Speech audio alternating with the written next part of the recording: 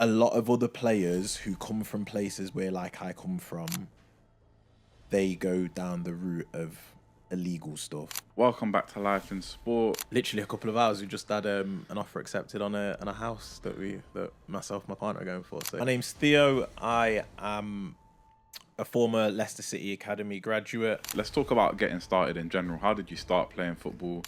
Started my life playing football quite late, I'd say. I didn't get my pro at 18. Really big injury that kept me out for about 2 years. Trials and tribulations and ups and downs trying to figure out my next steps, and eventually led me to starting my own business. In hindsight, you've got to enjoy it. The seasons where I played my best football, I was really happy off the pitch. At probably 13, 14, like, you can actually do something with this. I think that's when, like you're saying, the pressure starts to come, and it's not even from anyone else, because nothing's changed externally. It's more like my internal space has changed now. The path you took after football and the path you're on now. Going back to where I came from, and I was chucked into this environment at 16 years old where I'm rubbing shoulders with 19, 20-year-olds that are rolling around in brand new Range Rovers. If I really want something, I know that I'm the kind of person that grasps for it. When we came across the idea of starting something that we both like, the idea of property, our main focus is people over profit. Know the industry that you're going into. Entrepreneurship has a lot of the same characteristics that make good sports people. Hello, another sit down back in the studio, another conversation pending, waiting to happen. Welcome back to Life in Sport, where we delve into the individual journeys of everyone in sport, in life. How's lifestyle affected? How are perspectives shaped? Everything in between. Very personalized journey. I really like to get deep into who I'm. I really like to... Why? Pause. No, that was a big why. But no, I stopped myself. But yeah, but we like to delve deep into each person's individual journey, and from that learn what they've gone through, and maybe like raise a bit of awareness of the thing that they're doing and dealing with. So today we have, T hosting. I always forget to intro. Like, subscribe, comment, all that jazz. Follow on the socials, and yeah. So we're gonna kick off today's episode. We've got someone who's been on quite an adventure, gone through the system at Leicester City Football Academy, which is always a very unique journey from different people I've spoken to and different stories I've heard. And he's gone on from playing at the Football Academy setting to starting a journey in entrepreneurship, which we'll also get into. So yeah, I'd like to welcome Mr. Theo Brown.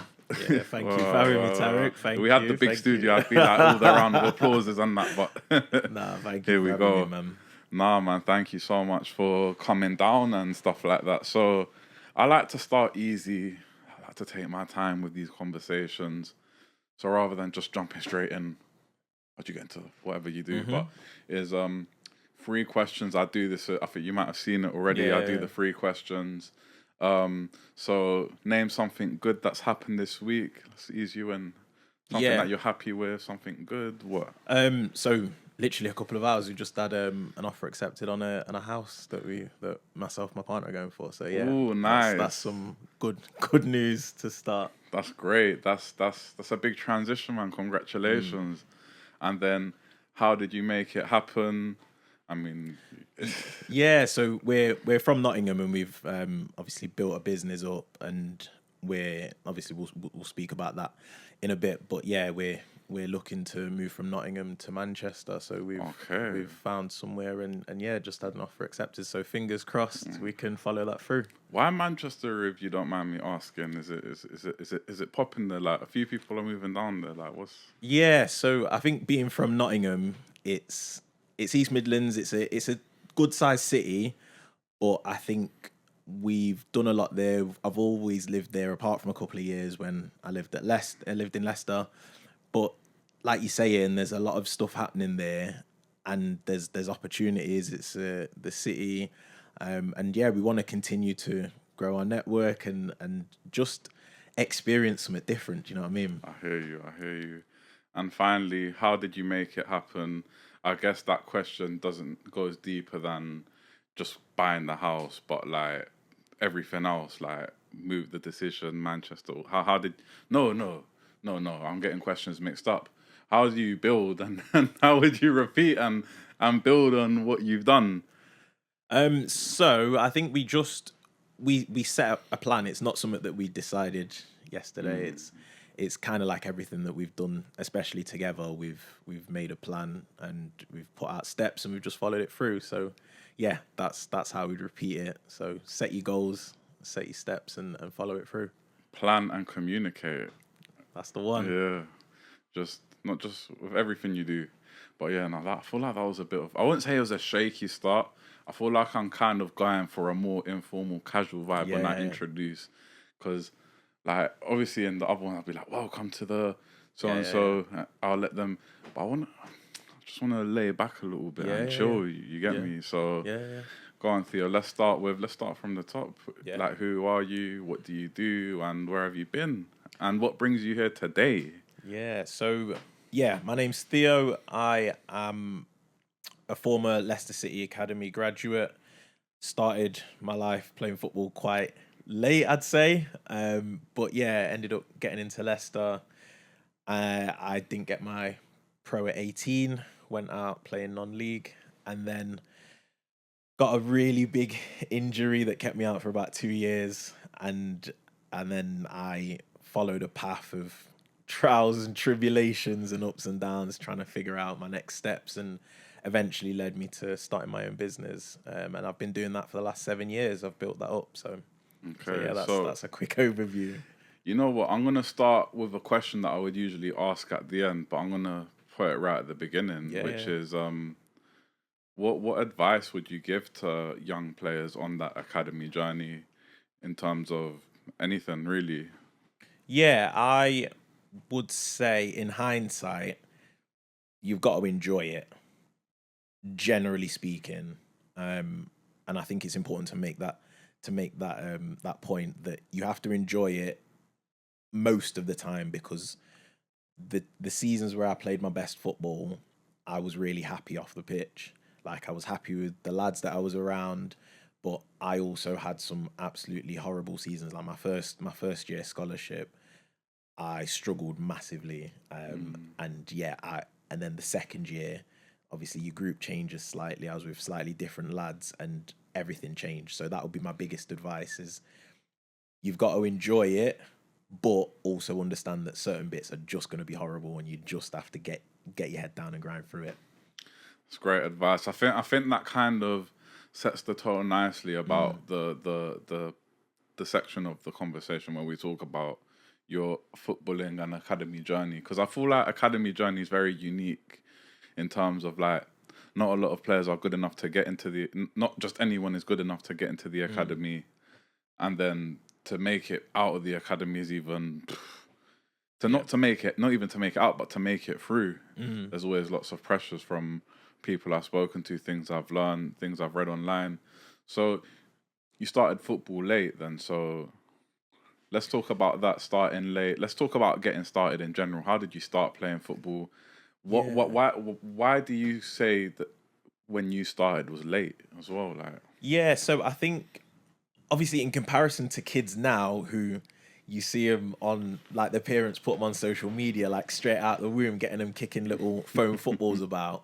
But even so, I'm 31 now. So even years ago when I was a little youngster running around, I didn't start playing football till late into primary school. So probably okay, about 9, 10 years old when I started really getting into it. So even at that stage, most kids will have been playing since 5, 6, 7 years old, and those couple of years make a difference. And I found that specifically on the technical side. So I got a lot of attention from scouts because I was just quick. Like I was rapid, and I imagine now, like when you watch kids play football and you've got that one quick kid, that kid just stands out. So I initially got scouted by Forest for trials. I went on trial, but it was too early. I'd literally been playing football for like a year or something. and I wasn't good enough, didn't get in. On a technical side, you wasn't good enough. I literally remember the trial. I remember because I was playing like park football, and I was like, I loved it, I enjoyed it, and I was clearly the best player. And then I went into this trial, and I was like, wow, I'm out of my depth. Like, these guys are good. So I think, yeah, it was mainly on the technical, but it was just I even as a 9 or 10-year-old, I recognized my position. I was like, you know what, I'm not ready for this. Let's run it back a little bit. How you started playing football and the process of you getting scouted and getting a trial at your 8, 9, 10 years old kind of age. Yeah. So it was mainly just from getting into football. Originally was just playing out with all the kids in my area. Do you know what I mean? We had a lot of fields around, and even just playing on concrete, kicking, smashing balls against people's fences and that. Until I got to the point where I asked my mum, like, "No, I want to find a football team."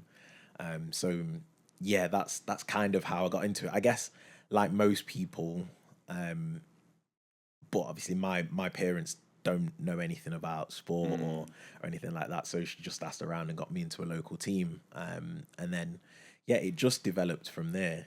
So was it like your friends were playing football, you joined them one day and you're like, hey, this is all right, I want to play this. And yeah, then exactly. Did watching football ever play a part, like, in you wanting to play football, or was it just playing football where, like, if you get what I'm saying? Like, yeah, so I think I've always preferred playing football to watching football. As I got older, I started to watch more from a perspective of that thing of really focusing in on players that play like in your position or that do something that you really want to emulate in your own game. So as I got older, sort of into my teenage years, that's how I watched football. But for enjoyment, just for the sake of like going and enjoying a game, wasn't really that fussed. Like, yeah, I didn't really watch too much. It's changed now. I enjoy watching football, but yeah, growing up, it wasn't like that. Okay, so was it like a big part of fitting in with your groups and your peers and stuff like that? Yeah, it was definitely that. Like I said, I had a lot of friends that around the area and at school played football, and I just wanted to mess about with my mates, innit? Do you know How what I mean? important, like, because I feel like when you're young, and I said this a lot, probably throughout episodes, probably if you've spoken to me, like, outside of watching videos and stuff, I'm saying watching videos like I've got big, but we'll get there. Yeah. But how important is that, like, from your experience and your perspective, that aspect of fitting in when you're young, especially? How important was it to fit in with your friends and do the same things as them so you can fit in? And like, how important was that for you growing up and developing?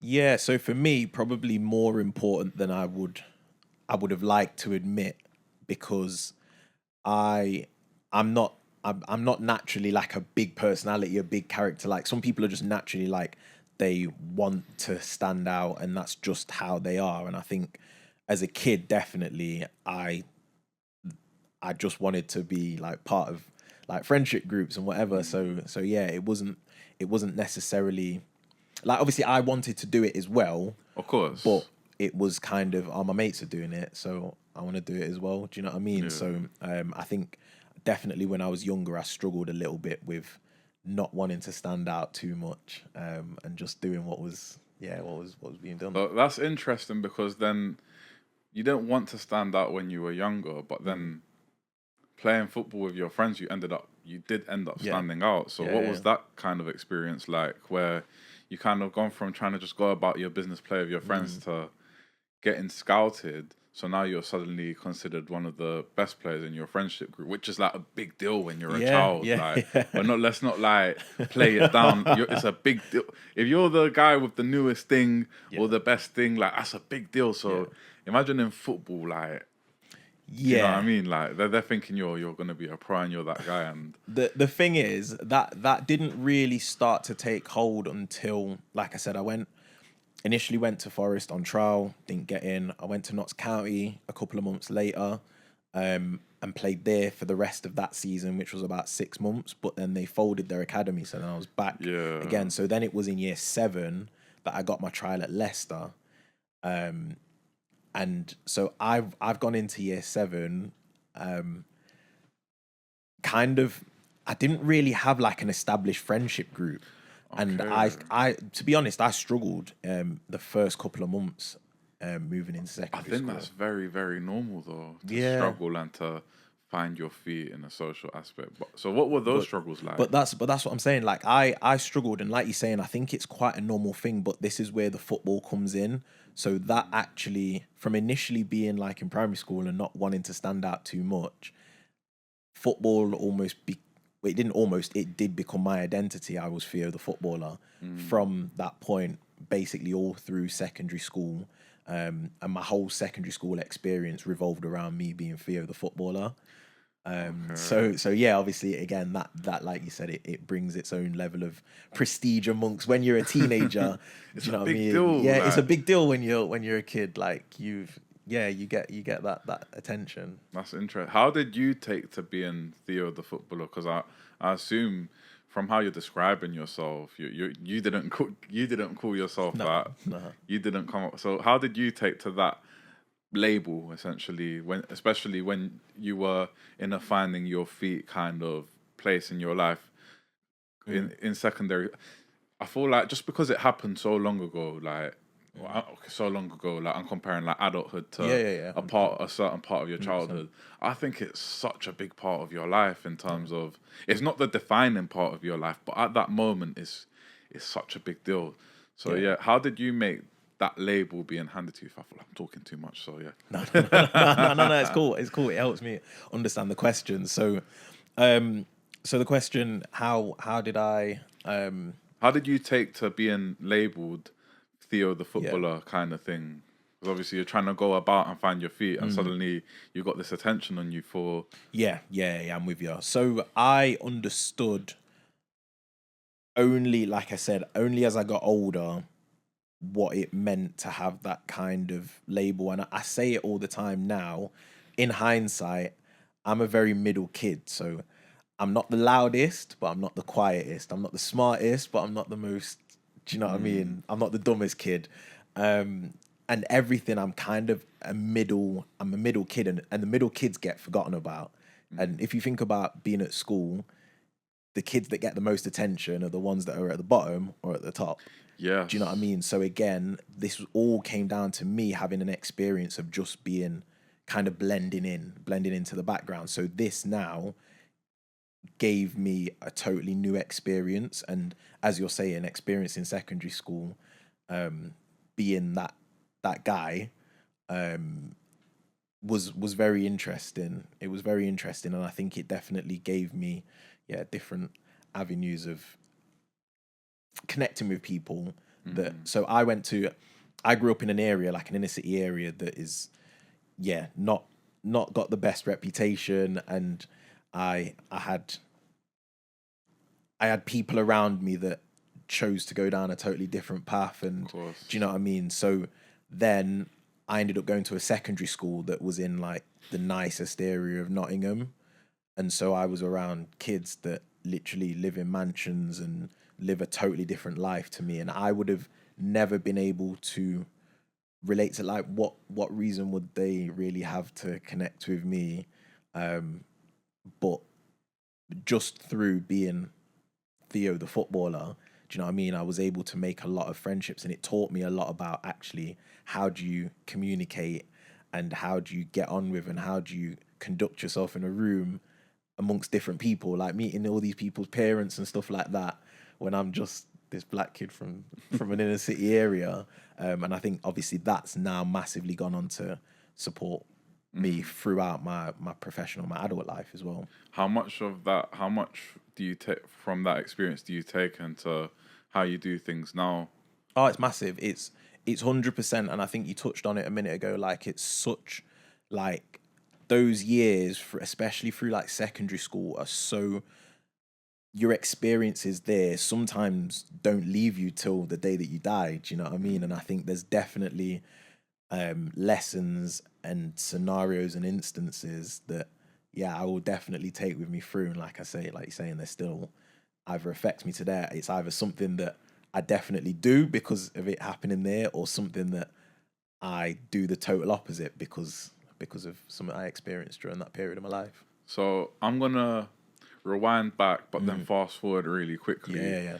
So obviously you had Nottingham Forest, redirection. They didn't want you then. Yeah. Or I think I said that a bit bluntly. No. It is what it is. But yeah, Football's harsh, they mate. didn't. You weren't the fit at the time. Yeah. Then you have Notts County. You played, and then out of your control, you can't play no more. How did you deal? Those are two different setbacks. How did you deal with the quotation marks rejection? Because that's what it will be perceived as at that age when it happened. Being honest, it didn't feel like rejection at all, really. I think I'm quite a very matter-of-fact person, so I try and take emotions out of as much as stuff as possible. So to me, it was just kind of like, again, what I said earlier, I was just enjoying myself. I was just enjoying playing football. So, all right, yeah, it's cool. I got scouted to go Forest. I didn't get in. All right, cool. It means I get to go back and play with my mates in park football. Same thing happened at Notts County. Cool. Like, it didn't feel like rejection at the time, and even on hindsight, those two instances specifically didn't really feel like. Really, that's really interesting. I was just enjoying playing football. I had no intentions of, like, at that point, like, I'm trying to be a footballer. I was just enjoying playing football. It's just, I get to play more football somewhere else. Yeah, I was like a very like innocent but very like protected mindset, because that's a mindset that protected you from. Because sometimes I feel like ambition in whatever you do can be I think it's good to be ambitious, but sometimes it's like it can be your Achilles heel. Do you know what I mean? Like if you're setting yourself to be, I want to be the next next Ballon d'Or or whatever, and then you have a shit day, and then you're like, maybe and doubt creeps in, and and I like, because maybe I'm speaking for myself. I hope other people can relate, but when it came to like whether it's grades or whether it's when you have set those ambitions and then it doesn't really it goes against the grain of what you want, and then like doubt creeps in, and then it's like the fact that you're just in like a force field of like of fun, friends, and innocence of wanting to play, I think is really. Well, what do you think? What kind of made your mindset like? Because to be like that, it's like a mature mindset, but at the same time, it's just innocence at that age. Yeah. I can't take credit and say that it was mature. I'd say it was more. I think innocence is probably more accurate. Like, I think it's just genuinely the fact that at that point, like I said, I don't come from like a massive football family. Yeah. My parents didn't push me into it. They supported me as much as they could, but I also had 3 other siblings and cousins that lived with us. So my mum was looking after us by herself. So she didn't really have a great amount of time to, do you know what I mean, physically put time into it. So it was just kind of like, at that point, it was just enjoyment. So I can't really take any credit from maturity or anything like that. It's just it's really interesting. Now that's what I say. Like on one side you can think of it as maturity, but I feel like it was the innocence that was protecting you. Yeah, definitely. I think definitely as I got older and things started to get more serious, and like I said, as I started to understand what it meant to be on that path, and then you become 13, 14, 15, and life outside of school with mates and girls and all of this kind of stuff, and then you start getting to the ages where you're starting to talk about scholarships. And I think that's when it sort of became like, all right, cool, I've actually got an opportunity here. And I started to realize that, like I said, at probably 13, 14, like you can actually do something with this. You could actually become a footballer. And I think that's probably when that clicked. I think that's when, like you're saying, the pressure starts to come, and it's not even from anyone else because nothing's changed externally. It's more like my internal space has changed now, and that's where the pressure probably came from when I was older. Okay, so I feel like we've managed to garner a word, garner whatever. Garner, yeah. I think we've managed to put together a good like build a good foundation of who Theo is and Theo was in terms of football and just the pure innocence of it and enjoyment of it. So if we I rewinded back. Now we're fast forward into you got scouted by Leicester. I assume you played a couple, and someone saw you, spoke to your parents, and then arrangements. Yeah. So first of all, when you were told that a Leicester scout was looking at you, or the Leicester scout spoke to you and said trials, how did you feel? And at that point, was it excitement? Was it more of the protected mindset of more football at that time? Yeah, no. So at that point, like I said, it was just I'd already been through it twice already. So, Okay, do you know what I mean? It was just kind of like, yeah, well, this is cool, and it is like obviously a bit of like it is a confidence boost, and I think that's always been a big thing for me, especially looking back. Confidence is massive for me. 100%. Do you know what I mean? So it was definitely a confidence boost, both on the pitch and just for me as a person. But yeah, I just went into it. I still I still remember my trial because it was small sided games. It wasn't as easy to just kick it and run. And again, now because I'd had this experience, yeah, I was trying to be a little bit better and a bit more technical, a bit smarter. But I remember I definitely got signed off a goal that I scored. Like I dribbled past someone and like smashed it top corner, and that was definitely the goal that got me signed. And I think, but again, like I'm saying, that I was just having fun. Okay, so then this is where I think like maybe your way of thinking and way of seeing could have been potentially challenged. I'm not saying this like in like I'm acting like an expert and I understand what every child feels like, but I'm thinking just because the academy environment is super competitive and it's super like it's it's like what's it if I'm quoting what Chris said in a previous episode about it's like an adult, it's like children are put into an adult's world essentially. Yeah. So what was adjusting to the environment? Like you got in, you're happy, or you're gonna train a few times a week, you got training kit, it's exciting, you're getting a bit more attention at school. What was that transition like into the academy system? Because I feel like there's a few kind of ways it can go. Like not it can go, but you got the transition of, at school people are gonna know you as they label you Theo the footballer, but then and probably around the area they're seeing you like in your training kit or whatever. But then like as well, you're adjusting to an environment with new people, new teammates, but it's probably a bit more serious than when you're playing with your mates. So let's start with the environment transition into the academy. What was that like? How did it feel like? Did you notice anything different? Yeah, definitely. So again, it's kind of ties back to what I said about when I went into secondary school and being an inner city kid going to a school that was in like the nicest area in Nottingham and being around all of these kids that have massive privilege in comparison to my very humble beginnings. Like it was the same thing. So now I'm traveling up and down the country playing against the best kids at my age, some who are coming from similar situations to me, but some who are coming from all over the world. Like even at that age, we were getting kids from all over the UK, but then some from like Europe as well that were coming in on trial. And I can't remember if it was at that stage or if it was, yeah, I'll have to do that again because I can't remember. I don't know if it was at that stage that it was coming in from Europe. It was probably under 16s and older where, can I do that bit again?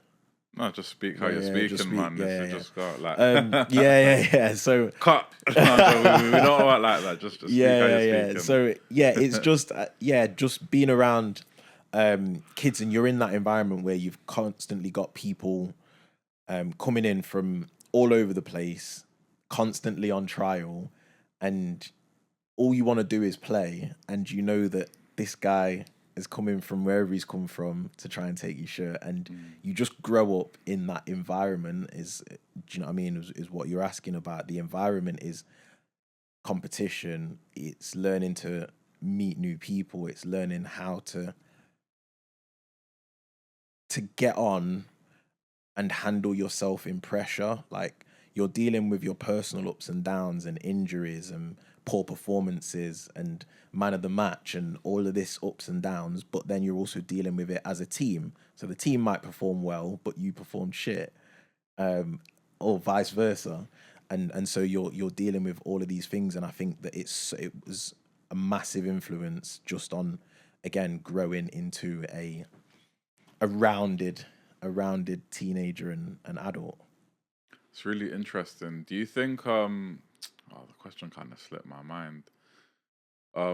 What do you think was the biggest like reality check? Well, okay, maybe reality check isn't the right word, but we'll go with it. Like of the environment you were in, like yeah, I don't feel like I'm making sense, but like in terms of like the taking your shirt kind of thing, when did it feel like more like a more serious environment in terms of that things and competitive rather than being with friends? Because I feel like it's two different worlds. Yeah. So 100% it was around about 14 years old. Obviously you have regular parents' evenings like you do at school, where you come in, they chat with you and say how your progress is and whatnot. And I remember being sat down by my coaches at the time and being told, like, look, we're now looking at kids for who's going to get scholarship and who isn't. And at the minute, you're doing really well because you're quick and you can get yourself out of trouble when you have a bad touch, which was obviously quite often. But once you step up to that next level, the differences in just being quick is not enough. So at that point, that's when I got really serious about, no, I need to work on my technique. But this is why I go back and I say I started quite late, because I started focusing on my technical side at 13, 14 years old. And because I grafted and I did a lot of work on it, like before school, after school, weekends, evenings, like anytime I could, I had a ball at my feet. And it was enough to get me onto my scholarship.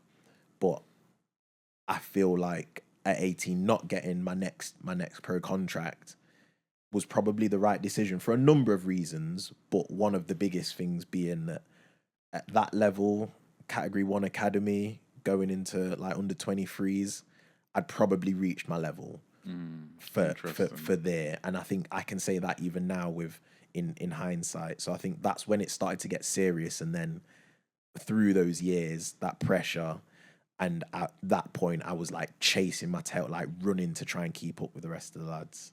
I think your articulation and your honesty is a real breath of fresh air, and I really like how you're describing it, and like I feel like you're acknowledging it properly, like in terms of, yeah, maybe I wasn't quite good enough, and I feel like that's really refreshing and reassuring for me, or for maybe any other young up and coming footballers that listen. The reason I say for me is because it's okay to not be good enough or not be the right fit at a certain time. Do you know what I mean? Yeah. Like, and I'm talking whether it's this podcast or whether it's a job I go for, or whether like this is like my personal taking of what you're telling me now.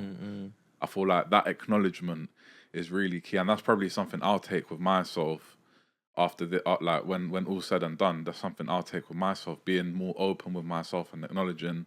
And I think as well, it's a safe space. Like you are your own safe space, and if you can do that, that just shows the kind of clarity. And obviously, I'm sure like your support network was strong enough to help you get there. But no, thank you. Like, I think it's a really good way that you've explained it. So what I want to delve into a little bit is obviously you talked about the team might play well, but you not so much, or vice versa. Obviously you have the pressure of the retain and release process, like at the end of every season. I'm assuming like I'm not acting like I know you got retain and release. Yeah. So when you had a bad performance at Leicester, let's say at 13, 14, when you first started taking it serious, or when you started to take it more Yeah. serious, how did that affect you? And did that in any way challenge your identity as a footballer? Just as you asked that question, it kind of brought up a very, very vivid memory that I almost sort of forgot about. Like, I was terrible. I was actually terrible, and I only realize it now how much pressure I put on myself. So I would make a mistake, and I would like you'd visibly see me beating myself up on the pitch. And I remember watching it back on, like, obviously the games used to get recorded, and I'd do a loose pass or I'd have a loose touch or I'd make a mistake and I'd literally like scream and like just shout at myself. And that was one of the biggest things that coaches got onto me for. Like, I, and it's only, I didn't realize I was doing it at the time. And I genuinely, I really forgot about it until you just asked that question. But yeah, it's just the, I only realize now how much pressure I put on myself. Like, mind games, bro. Trust me. I only realize now how much pressure I put on myself once it got serious. So it is almost night and day from when I'm saying when I was a kid running around on parks, and even when I first got into Leicester, I was just enjoying it, to then being like, no, I want to be a footballer, and I appreciate what it takes and how on it you have to be. And so I'm doing all of this. So yeah, when I'm doing all this training, I'm putting everything into it, and I make a loose pass, and I know there's a guy on the bench who's just waiting, rubbing his hands together.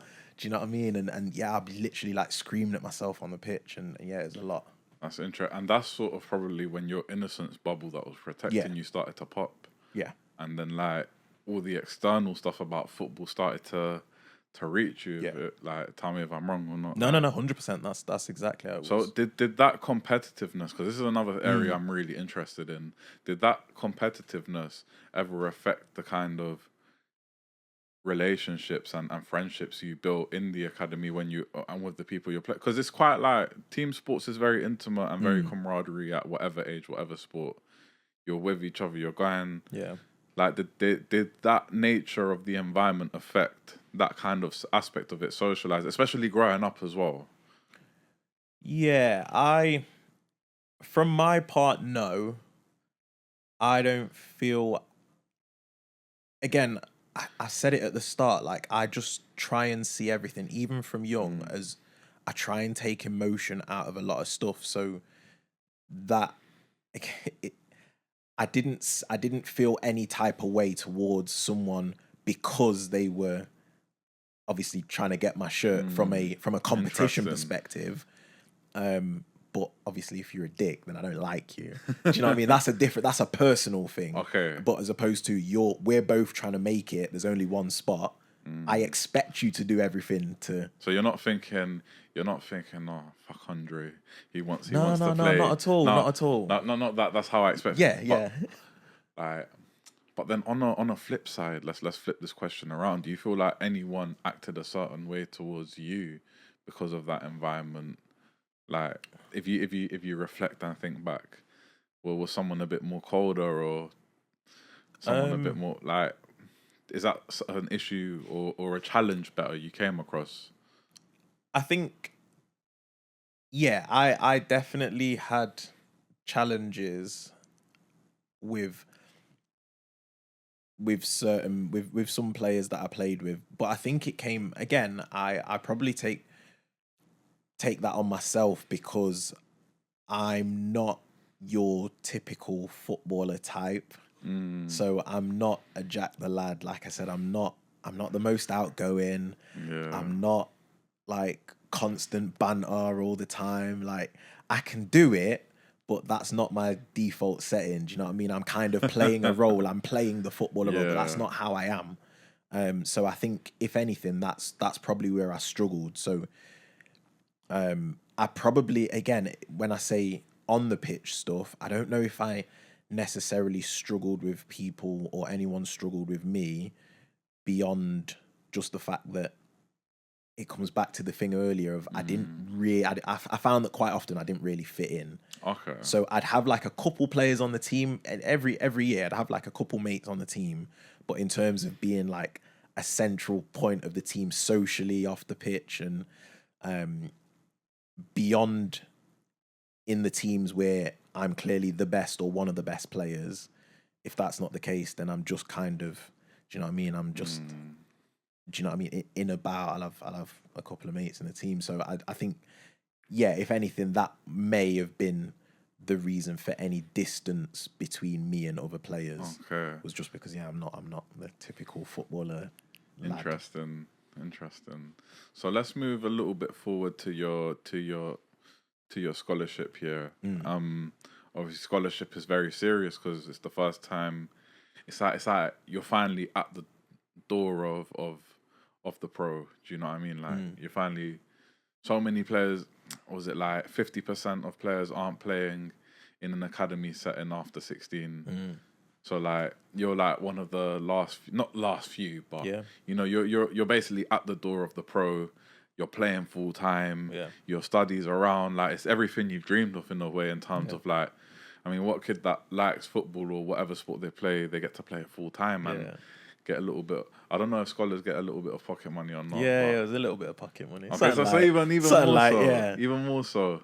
How first of all, like, how was that transition? Because obviously, I think what people outside the environment don't take into account is, yes, it's full time. Some people, because I sat in a academy session once, and I was with the player care. I was with the player care department, and that's that. Yeah, like, you know, that's what I want to get into. Whatever. Like, but I sat in, and they were doing a session where they were with the under-16s. Some were there for ages, some weren't there, and the player care manager at the time started asking, "How long does it take you to get to training? 2 hours, 1 hour? Oh, I live down the road." Lots of different things. And then they moved on to host families. So obviously, not everyone can travel 2 hours to play full time and then go. So some have to go to a host family. So let's talk about that side of a little bit, like the transition into full time and moving away and things like that. Yeah, that was an interesting point, and like you're saying, I think. Wait, before I start, I'll cut you off. Is the context that I've provided correct? Or yes. Okay. Yeah. Cool. 100%. All right. So, I don't want people getting at me for trying to talk like I know than I. This is just from my understanding of what I've seen. But sorry, go on. No, it's cool. So my experience was that. Fortunately, being at Leicester, they had the facilities to provide quite a big shared house with house parents. So I know they also had a couple of properties dotted around where they did have host families as well, as like an overflow, or if there was someone who particularly needed to be by themselves or the situation was different or whatever. But yeah, majority, all of the scholarship lads who weren't living in Leicester lived in this house. So you've got like anywhere between 15 and 20 lads with a couple of house parents. That sounds quite challenging. Well, so what was that like initially? Especially like, you know, you say bye to your parents, you say bye to your family, and you go there. What was that whole transition like? How did you feel when you knew you were gonna be not living with your parents at that point? Mixed. So on one end, my mum's always been quite good in terms of pushing me and supporting me to almost grow up, and I guess this is where the maturity does come into it. My mum has always pushed me. She's never pushed me into anything, but she said, do something, and if you're gonna do it, you do it. Do you know what I mean? So she always planted the seed of, she never wanted me to be one of those kids that stayed at home for years on end anyway. So I always had it in my head that I would be leaving home at some point before I was, I don't know, 20 years old or whatever. So when this came as an option, there was no questions. So I wasn't necessarily scared or worried. And it also helped that Leicester's only 45 minutes to an hour down the road from Nottingham. So I came back home every weekend, and I'd started driving and stuff like that. Okay. So that really helped the transition. So that those couple of factors worked in my favor. But then coming back to this thing of me being quite introverted in a house full of testosterone-filled young lads, that, do you know what I mean? As a young 18-year-old, 17-year-old that's on this path to become a footballer, you're already mixing in around other players who are maybe a couple of years older than you, earning loads of money. You going around Leicester and you wearing the tracksuit and you puff out your chest a little bit. There's egos everywhere. And yeah, that's something, again, in that environment that I definitely struggled to adjust with in my first year. And how did that affect you on the pitch? Because off the pitch, can lead to on the pitch indirectly, directly. How was that? That was my first year scholarship was my worst year of football. In general? No question. It was the first year that I ever experienced being like a certified bench warmer. Like, I had a season ticket on that bench. I started one game all season. And I remember like my worst performances that it was just terrible. I was playing 15, 20 minutes at the weekend. There wasn't even a chance of me. Like, the match that I did start was against the bottom of the league team. It was by far probably the worst year of my life generally. Like, it was horrible. So you're kind of away, you're going there to do the thing that you like, but you're not doing it really. Yeah. You're not enjoying it. I wasn't enjoying it off the pitch, wasn't enjoying it on the pitch. I was out of my depth. And now, because you're in the training ground and because, the training ground you're around, there's first team lads about, there's obviously like at that point it was reserves, because I was just on the cusp of when they just introduced the EPPP and then it became under 23s and stuff like that. So I was around like all of these adults, these pro footballers, and so for me, I was out of my depth, mate. How did you deal with that? How did you deal with that that complication of personal sporting kind of setbacks?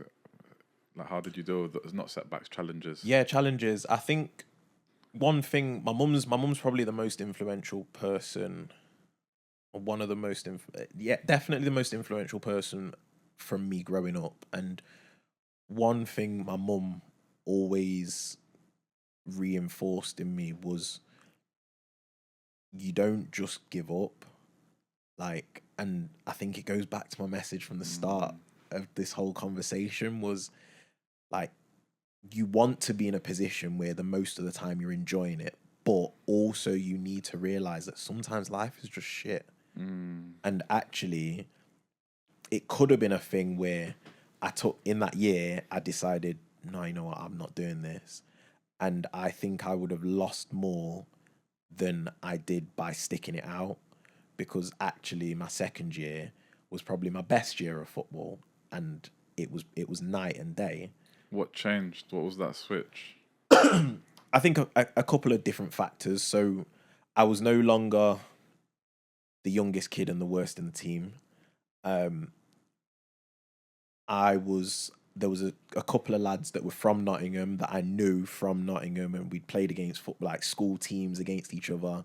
Those two were a year younger than me. They came up and we were now in the same team. So we all shared a room, went back and forward to Nottingham every weekend. And that helped massively, because having those two around me, like familiar faces, and like I said, in my first year, again, it was all new lads. There was one lad from Leicester, which we played together for a long time and came up through the team. And so that was quite helpful. But again, he adjusted much better to the new, and because he lived at home, he was in Leicester.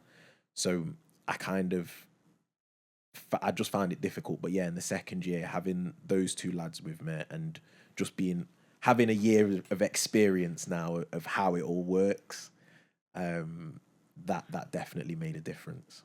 How important is that stable environment, that familiar environment, in like from the perspective of someone playing at that away from what was familiar?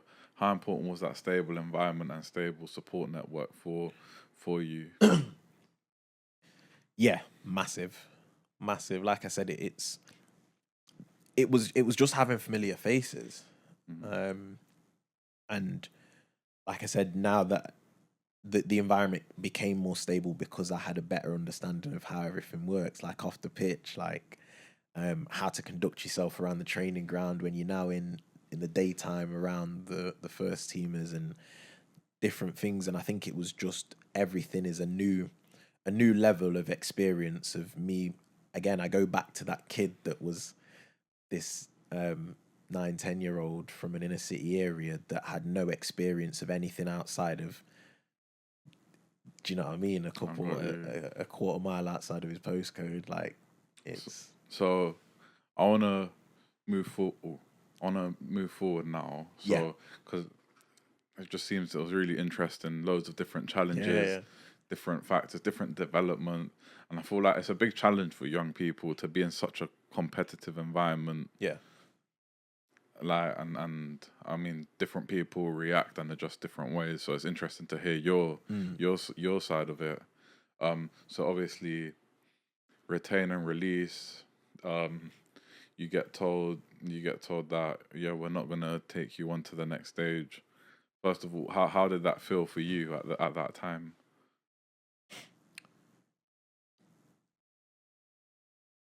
It sounds like I'm chatting shit, but at the time, it didn't. It didn't seem like a massive thing. Interesting. But the reason for that was because I knew that me staying another, I knew that I'd sort of reached my time there.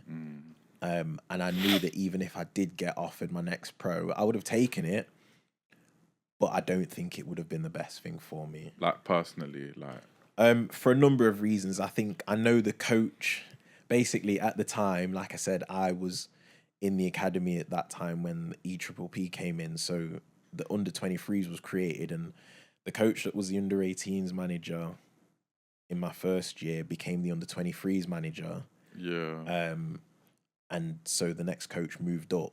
So obviously that also had an impact on me having a good second year. But then I knew that when it came to if I was to go into my first year pro and be in the under 23s with that same manager, and I knew that you just get on with people. Some managers like you, some managers you just don't fit the mold. You're just not quite in. So forgive me for taking my phone up. Just EPPP stands for Elite Player Performance Plan. Sorry. Yeah. Just for context of it's just the way the academy the part of the plan the academy follows, and just for a bit of structure, for a bit of context, before, so we're not throwing out letters that people are saying, what are you talking about? But okay, so in a way there was an air of inevitability. Obviously you went into non-league when you got the news that.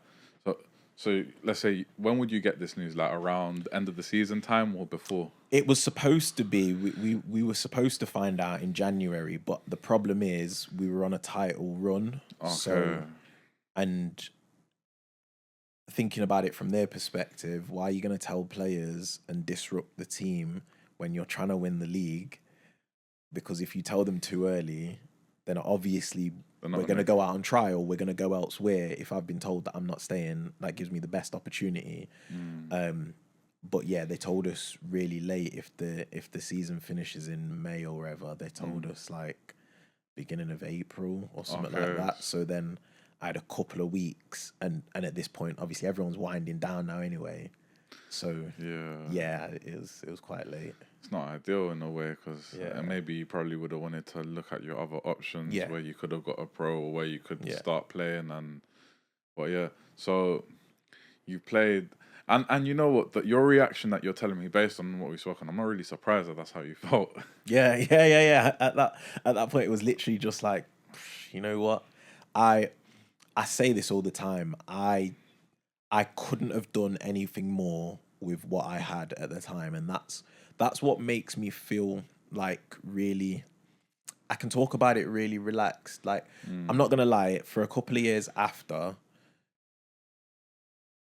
it's only now my girlfriend tells me that I did change, and I was quite difficult to be around and whatnot. But I look back at it like, you know what, I gave it everything. I trained as I was literally through my whole 2 year scholarship. I was first on in, last one out.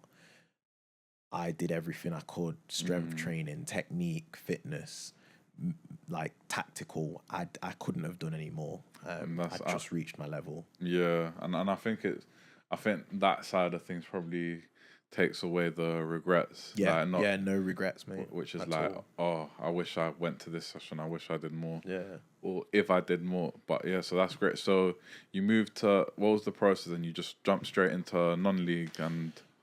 Yeah, so like I said, around January when we were told we were initially going to start getting decisions, at this point, like I said, I'm coming from a position where I'd not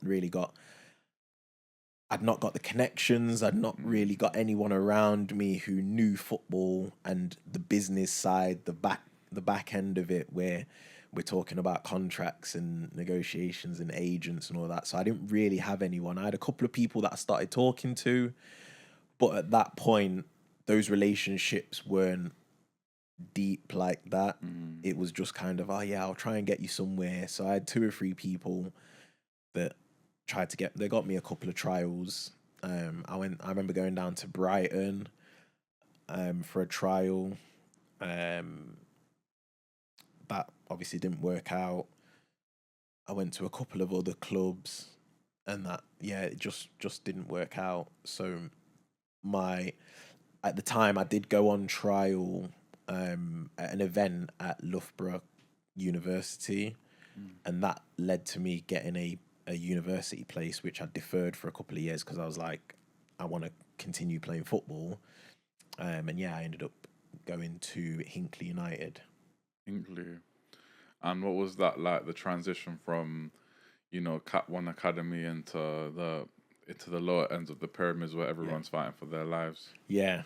it was interesting because that was a baptism of fire. But you know what? I really enjoyed it. It was my first year of men's football, and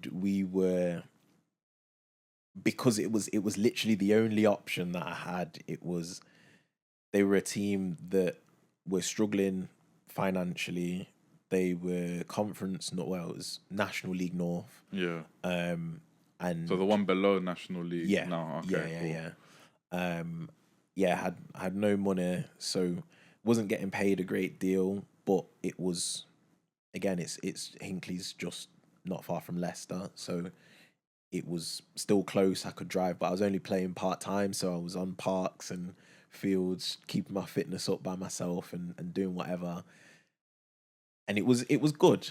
It was good. It was a, like I said, it was a baptism of fire because it was an old school manager screaming and shouting, hit it up the line, and yeah, getting used to it. So first couple of weeks of the season, I struggled, but I quickly, once I started getting a run of games, I did all right. Did really well. So, and then obviously because I really want to talk about your journey into entrepreneurship. Yeah. You get injured. So was it like a one big injury, one day landed funny, or a bad challenge? Yeah. And then what, you couldn't play again, or was it it was a long-term injury, tried to come back, wasn't successful? Like what kind of... So just on the football side, it was mad because, like I said, I had a really good season on Hinckley. Yeah, Hinckley. Okay. On, I think, like the Thursday evening towards the end of that first season, I think we had like a presentation evening, and I didn't expect that. I got supporters player of the year, so I was like, I genuinely didn't expect it. I knew I'd enjoyed my season, but I was like, oh wow, like other people saw it as well. And it felt really good to be acknowledged. And then the Saturday, I went and played. It was like the second to last game of the season. I've gone up and I've blocked a clearance, and the ball's just come off the end of my foot, and I've just felt my knee just twist a little bit. And it's just, I'm running off. It just feels a bit weird. So I've gone down, physio's come on, magic spray, whatever. And then I've tried to run it off, and I was like, nah, this don't feel right. I've come off at maybe 50, 60 minutes. By the end of the game, my knee is just swollen up like a balloon. And like I said, it's the context is that these guys they ended up going into administration and the club folded the next year. So they didn't pay for me to get it checked out because they weren't in a position to. So it was literally just, and I didn't know what other options I had. I didn't have the finances to pay for it, so it was NHS. Yeah. And so I was out for 2 years. And I feel like people don't realize that side of things. Yeah. That dark side of being an athlete in a level where it's competitive and demanding, and you want and it's a way to propel yourself to the next level. But it's not the elite where you have the facilities where everything's being checked out. You have a scan the same day. Yeah. And like you only get those facilities if you got money. Yeah. Like, well, that's crazy, man. And that must have been so frustrating because you had a great season and you kind of, to me it sounds like you found yourself a little bit. Yeah, I was gutted, but it's also mad because I didn't realize that was the end at the time. I didn't realize that would eventually be the end of sort of me like trying to make anything out of this footballer thing. Interesting. So at the time I just thought, yeah, it's fine. It's just I just need to give it some rest and it's fine. But every time I tried to run on it again, my knee would just swell up again. So yeah, and I think after doing this, going through this cycle 2 or 3 times over the period of like 6 months, I'm now well into the next season, and now it's starting to dawn on me like, no, this is a serious injury. Like it needs sorting out, and ultimately it was torn meniscus, and it required keyhole surgery. That like I said, took a couple of years on the NHS to get. Yeah, no, because again, it's a sports injury. They don't really see it like I've done it to myself sort of thing. So yeah, no, that's crazy. And then eventually the conclusion was I can't play anymore. I can't. Yeah, so like after 2 whole seasons out, I do always have to shout out to the manager at Oadby Town at the time, who I'd gone down the process for NHS, and I think I was on a waiting list to get surgery, and then I went there and they wanted me to play for them, which is again another local team in Leicester. I'm not sure what stage of the pyramid it was, but they wanted me to play for them. So we paid, or I don't know whether the club paid or there was some funding or something. They basically got me surgery sooner than I would have been to get back playing. But it's just when your body's been used to training day in, day out, and then you have 2 years where I couldn't train. So I'm starting to put weight on, I'm losing muscle tone. Like even to this day, my right leg is slightly smaller than my left leg because of that difference, that muscle tone that I lost. And then when I came back, that yard of pace off it. And yeah, just reoccurring little niggling injuries. And even to this day, like I can't play football properly because there's always a little hamstring or a little ankle's a bit stiff or my knee's a bit funny. And do you know what I mean? It's just never. So at that point, I was just like, yeah, you're not gonna play at that level. How did you deal with that? Because that's like the Theo, the footballer, was ripped off. Like yeah. That was after I had the surgery and I came back. So like I said, it was probably 6 months into the injury where I was like, you know what, this is serious. And then I've had another year and a half, and by this time I've started doing loads of stuff outside of football. But then there was this new sort of hope, and I was still at that point maybe 23, so I'm still young. Do you know what I mean? So I'm like, no, it's cool. I'm back now. I'm back. I'm gonna make it. I'm gonna do it. And then you play in, and it's just a really hard mental thing to be like, you know what? A couple years ago, I was playing at Leicester, and then I even dropped down to Conference North, and for the situation, I thought I did really well for my first year in adult football. Like, I can still play at a level and earn a decent amount of money out of the game and have a good career. But then when your body's not doing what your head's doing, and you're 23 years old and you're thinking, boy, yeah, it's tough. So now you said something that stood out, and it's a good path for me to jump on, is doing different things outside of football. So did that kind of inspire the path you took after football and the path you're on now? Yeah.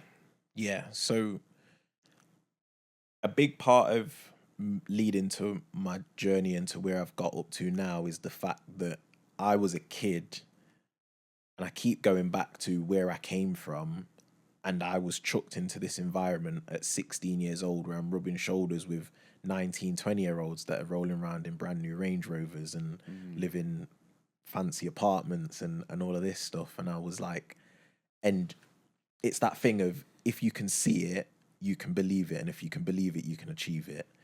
And so initially it was just about making a load of money and just being able to justify myself and be in the same room as people like that and not feel out of place.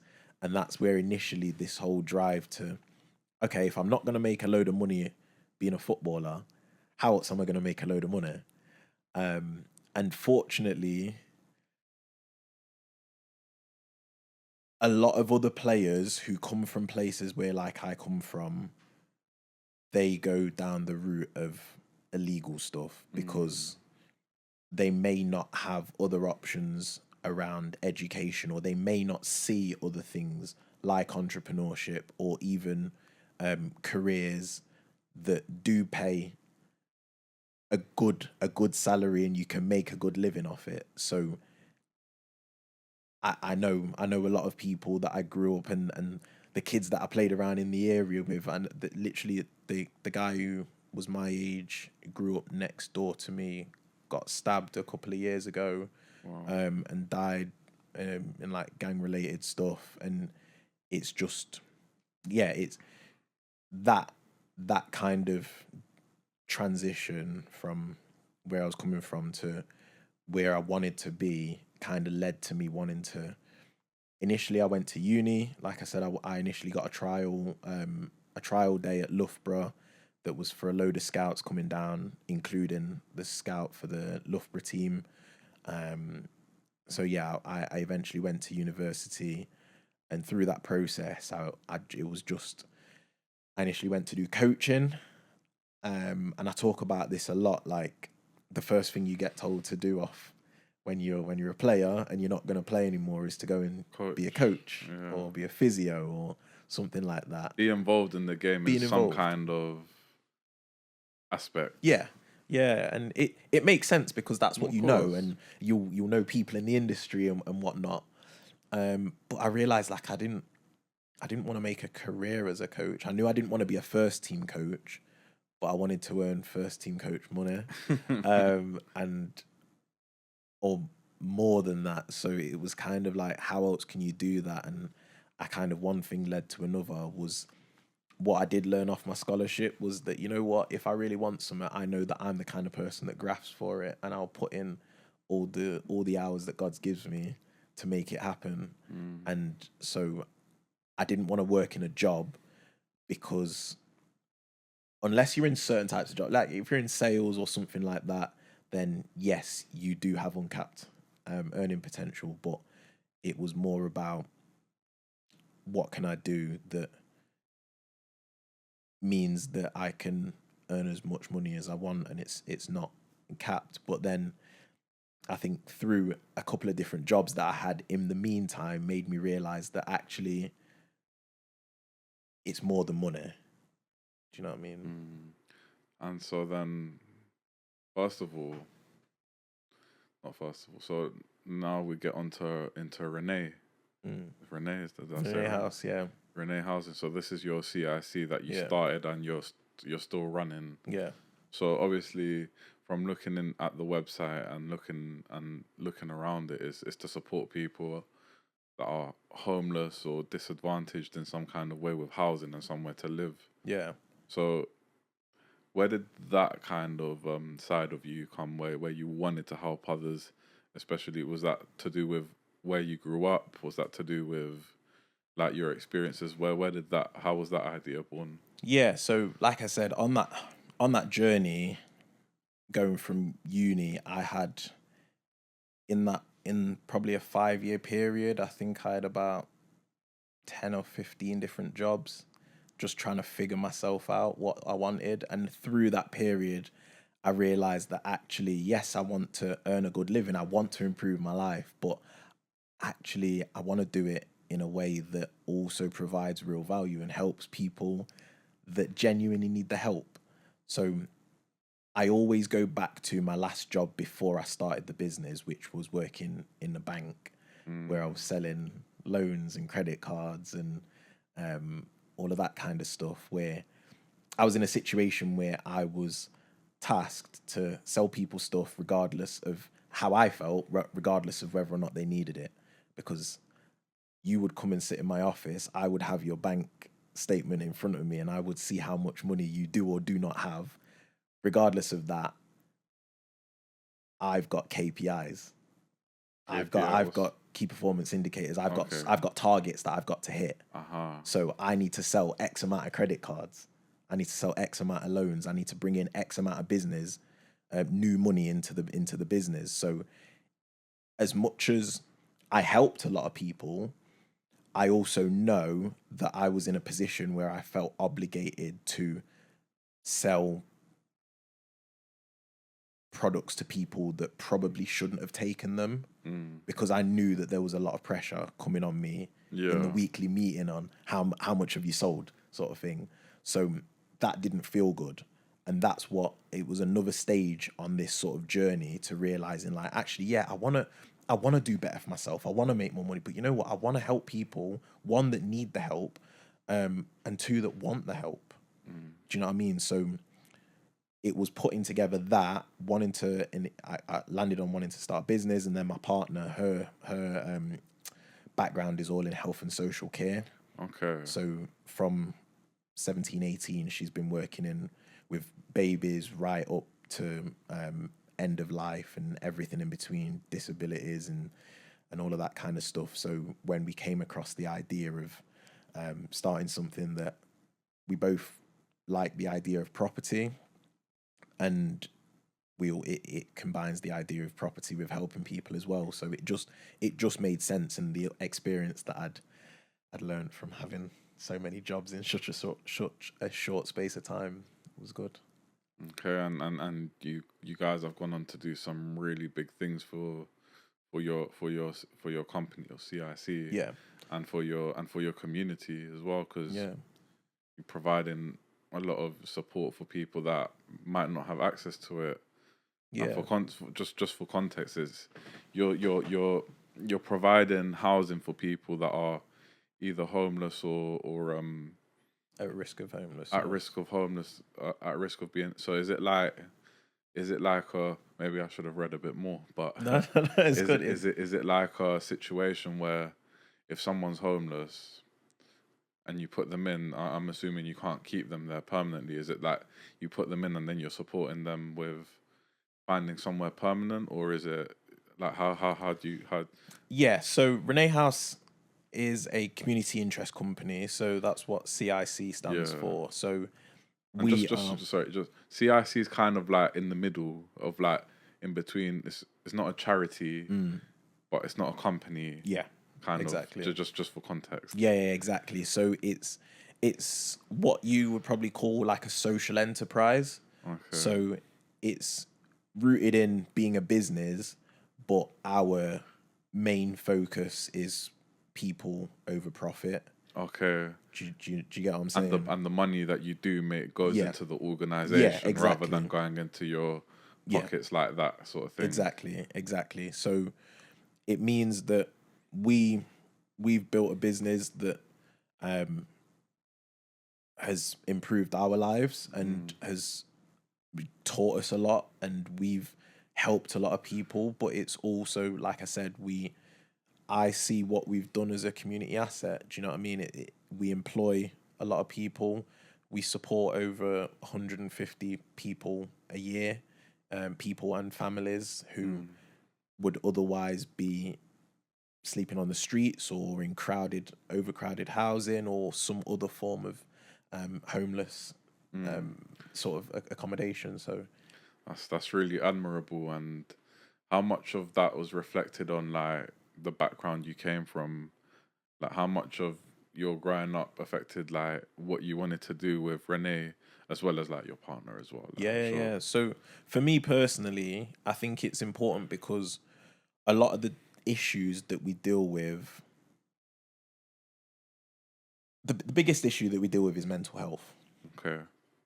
And so beyond just being homeless, like there's a lot of people at the minute who, just because of how expensive everything is, they may be in a tenancy, the landlord's given them notice, and maybe they've been there for a long time, and the landlord may not have increased the rent, and now they're going out and realizing that rents have increased by X amount, and you're not just talking about the rent, you're talking about your deposit, and your moving costs and your bills and everything, and so some people just find themselves homeless and can't find somewhere else to go. But you have a lot of people who come with additional support needs.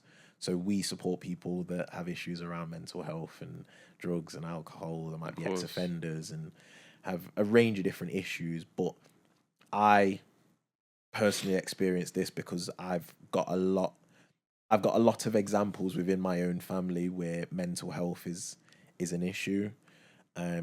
So it's really nice to be able to do something that means something. And that's where it's more than just money, and it's more than just selling something that someone doesn't need or someone wouldn't benefit from. Yeah, exactly. And I feel like that, I mean, this isn't like us slagging off sales and salespeople. No, not at all. Not at all. That's the last thing I want to do. It's just this is my experience and my journey. Just and to what clarify, I've found, you know what I mean?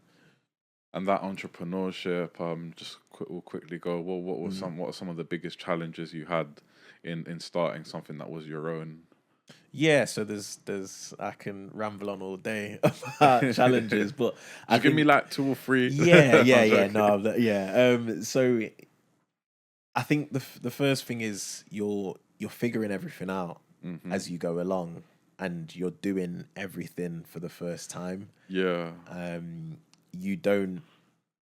When you don't necessarily have support around you or people around you who know the industry that you're going into or know just generally about business, because a lot of things are consistent across business. You've always got a finance function. You've always going to have some level of marketing and legal responsibilities and stuff like that. So just understanding how the mechanics of a business works, it was really difficult because we didn't necessarily have that support. But also hiring people, working with local authorities, working with vulnerable adults, all challenges, mate. All challenges.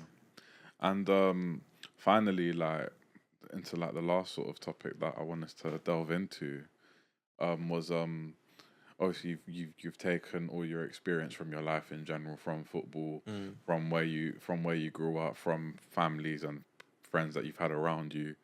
You've built this Renee where you've got like a really big team of like over 20 people that do different things, and you've really developed it into something. And now you're kind of going in the path of, well, I can do this and I've done this. I want to show others how to do this and how I've done this and etc. So let's talk about that and the work that you're looking to get into next, and your next kind of challenge.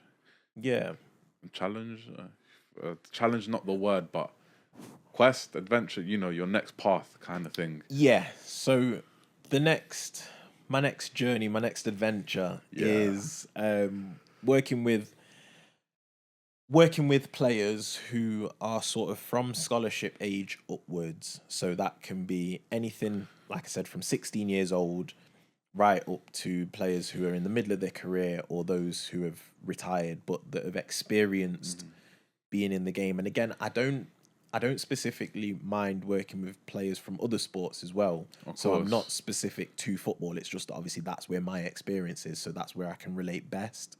But it's all about, I've launched a program that gives me the opportunity to speak to players first and foremost at the younger levels to help them to even see entrepreneurship as a potential option of something that they may do, because we all know the statistics about players not making it, and even if they do make it, to what level do you make it? So, and again, even for those who do make it and have a full career and retire at 32, 35, whatever, you've still got 20, 30, 40 years that you need to earn money. So I think that entrepreneurship has a lot of the same characteristics that make good sports people.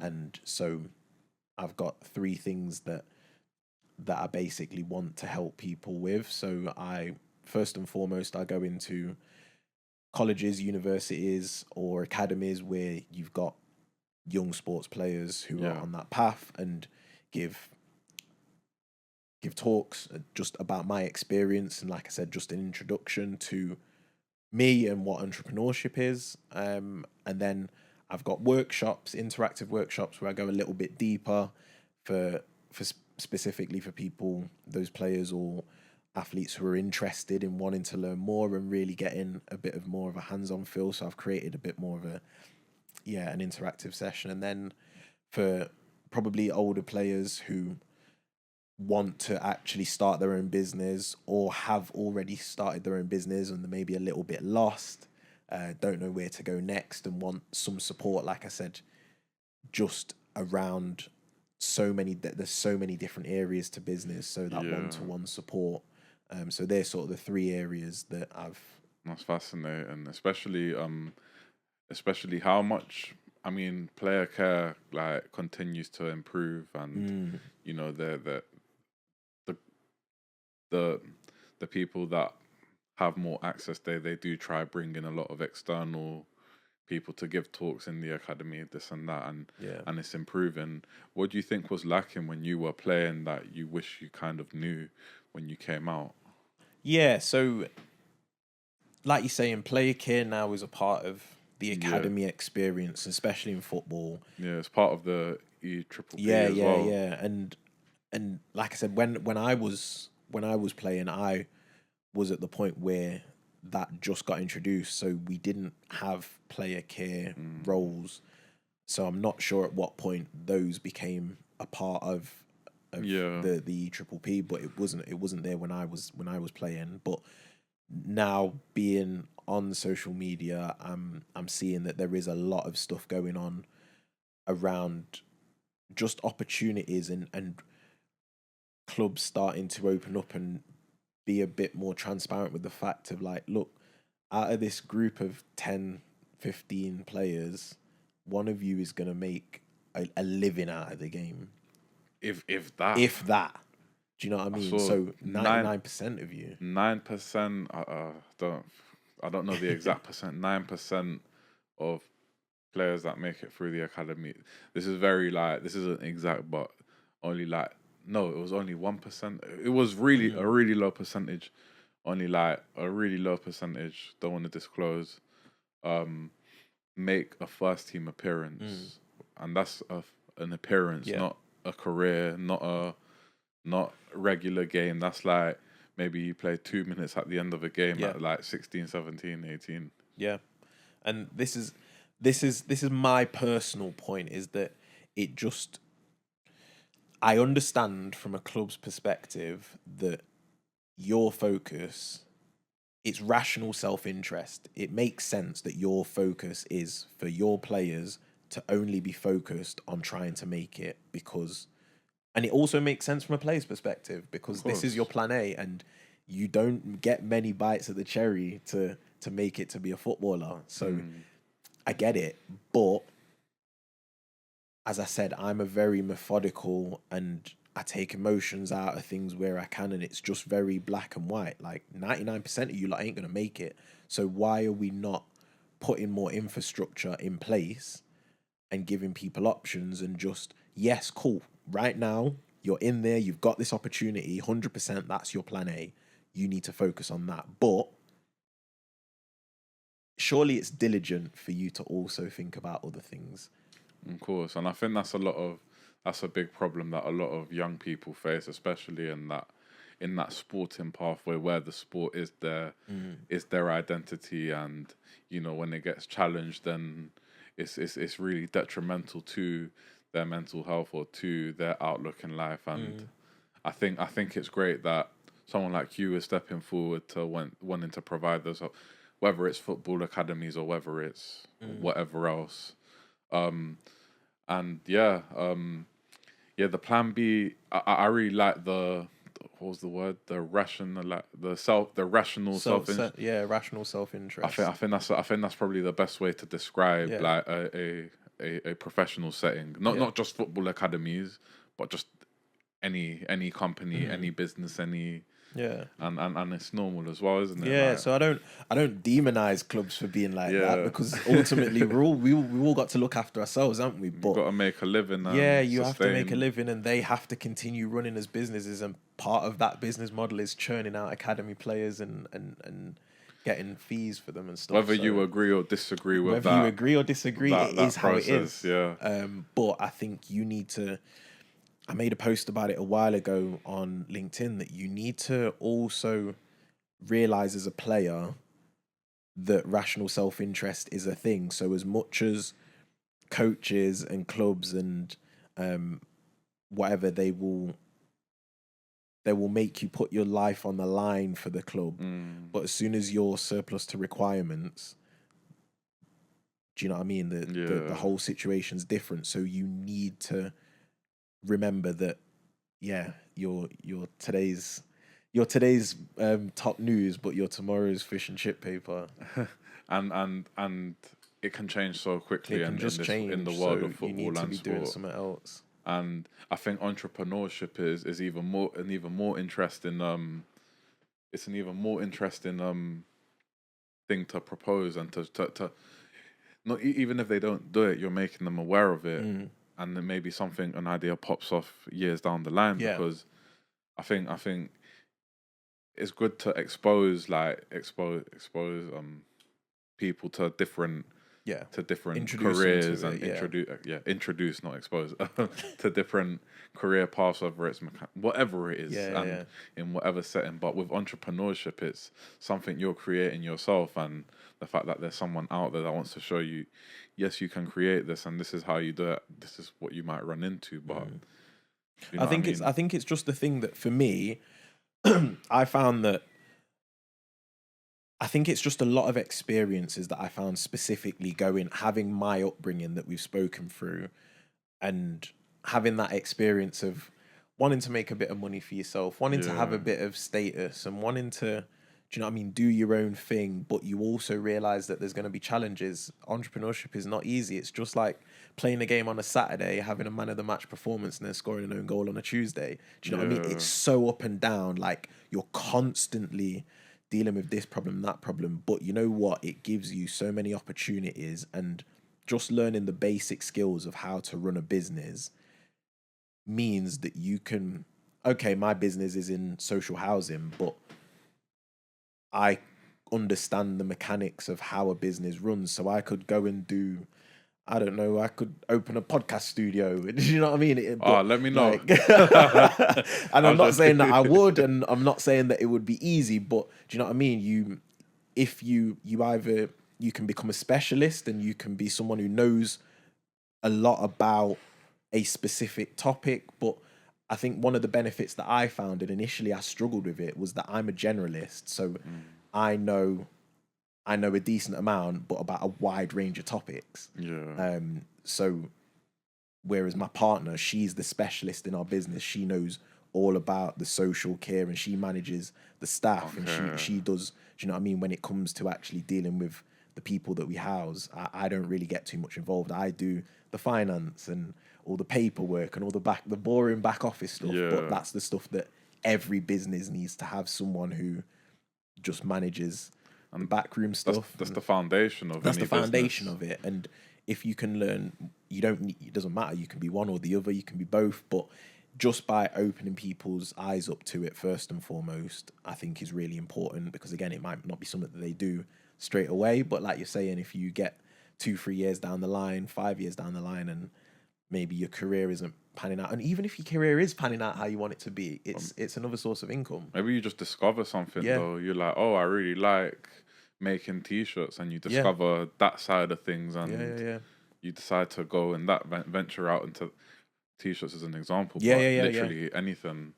And how do you feel like, going back to football, how do you feel like your journey through football from the very start to the very end, how do you feel like that kind of influenced that entrepreneurial side that of yourself?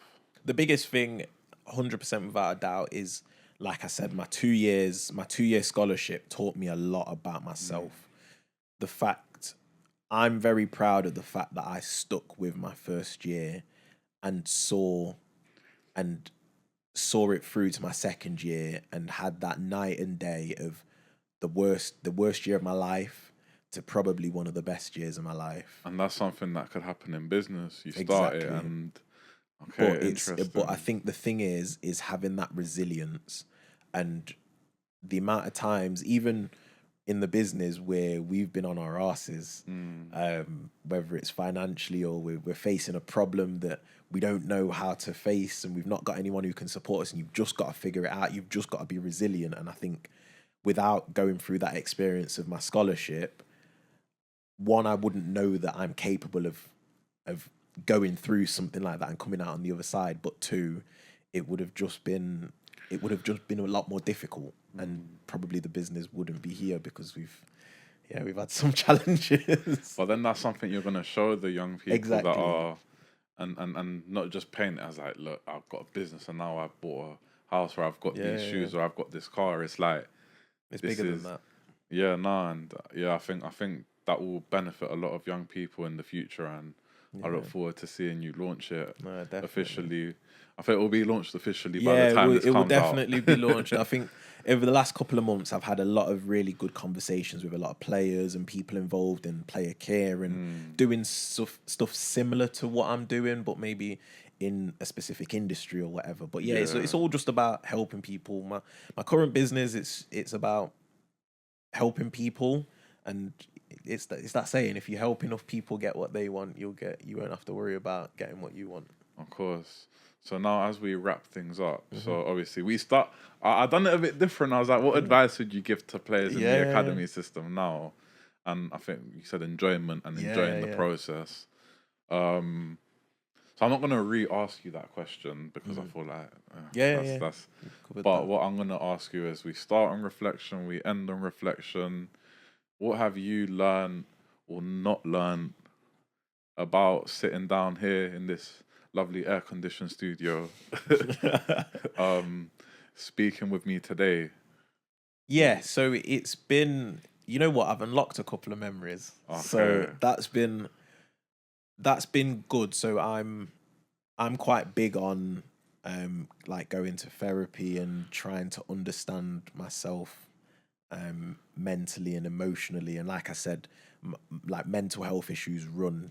I've got a lot of examples in my family where mental health is an issue. So I'm comfortable with unlocking memories, and you've done that for me today. So it's always been like a therapy session. Come on Life in Sport list, therapy. Literally. No, joke, but that's really cool. Well, obviously, like, goes without saying, thank you so much for taking your time out to come on, to speak, to share. I really enjoyed it. I really enjoyed listening the different kind of paths that you went through and the different kind of things you went through.